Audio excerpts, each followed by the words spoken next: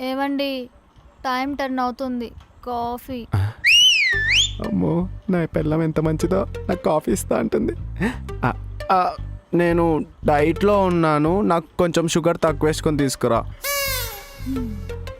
పెట్టి తీసుకొచ్చేది నేను కాదు. ఉం? మరి మీ అమ్మతో కాఫీ పెట్టిస్తే బాగోదు, కానీ నువ్వు వెళ్ళి తీసుకురా. నేను మా అమ్మ మా నాన్న తీసుకురారు.